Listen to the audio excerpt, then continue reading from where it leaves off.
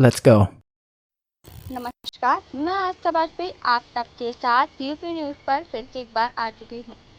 एक बहुत ही भयानक घटना के बाद इस कोई भी घटना की लड़की या किसी के माँ बाप लगे बेहोश हो जाते हैं। ये सारी चकरा जाते हैं कि कैसी घटना है।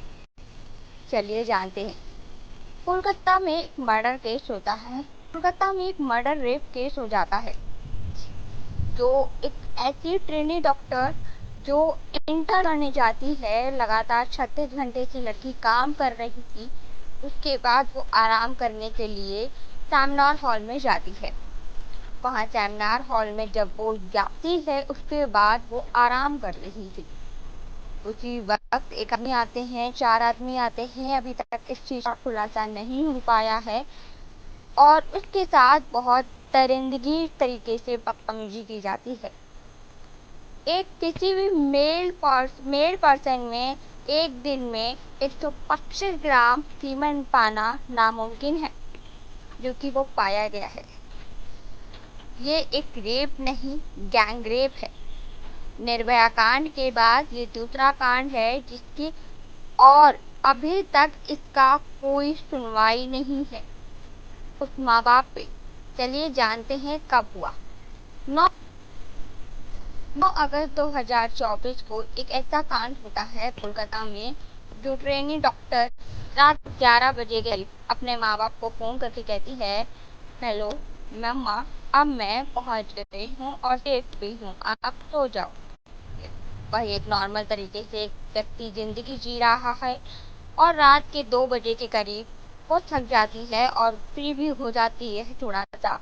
उसके बाद वो सेमिनार हॉल चली जाती है। वहाँ पे आकर के उसके साथ दरिंदगी हो जाती है। वो आराम के वक्त दरिंदगी कर हो जाती है।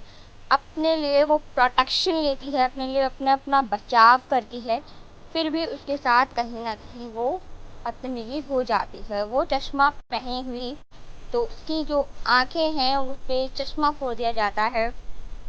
उसके बाद उसके साथ इतना ज़्यादा बहुत बुरी तरीके से कोई भी इसके बाद सबके जुबान पर बिल्कुल चुप लगा जाना है, क्योंकि कोई शब्द नहीं होते इतना गंदा हुआ काम हो जाने के बाद।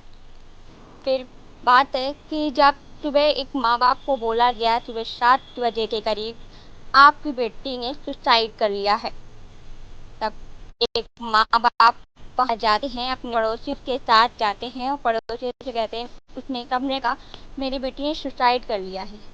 तो जब सुसाइड कर लिया था तो 3 घंटे तक वहाँ पर गेट पर, हॉस्पिटल के गेट पर क्या माँ बाप को रोकना जरूरी था? अगर सुसाइड हुआ था तो आप बॉडी तुरंत दिखा सकते थे, तो क्यों नहीं दिखाई गई माँ बाप को बॉडी? जब वो माँ बाप बॉडी को देखने पहुंचे तो उनके उस पर से क्या बीती होगी। शरीर पर एक कपड़ा नहीं है। सोच सकते हैं आप सोच सकते हैं क्या गुजरेगी। एक बेटी के इस हालत में देखना किसी के बस की बात नहीं है। ये रेप नहीं, गैंग रेप है। इसके लिए तब से लगातार प्रोटेस्ट चल रहे हैं, तो सुनवाई नहीं हो रही, तो क्या फायदा है इससे प्रोटेस्ट में? सीधे क्या करना है आप?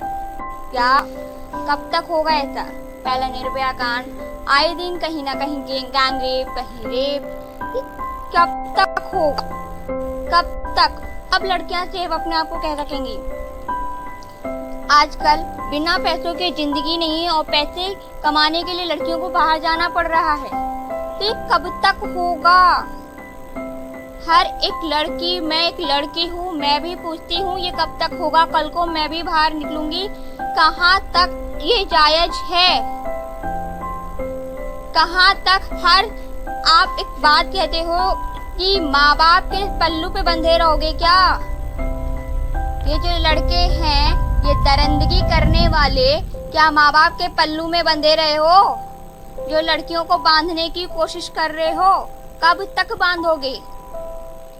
ये हर दिन एक नया कांड आ जाता है। कभी उत्तराखंड में होता है, तो कभी कहीं होता है, तो कभी कहीं। क्या यार, ये अभी 15 अगस्त यानी कल स्वतंत्र देश बनाया गया है कि भारत हमारा स्वतंत्र है। कहाँ से स्वतंत्र हो गया जब इस देश की लड़कियां ही सेफ नहीं हैं। इस देश में ऐसे दरिंदगी वर्क हो रहे हैं, ऐसे दरिंदगी काम हो रहे हैं। क्या ये स्वतंत्र भारत है?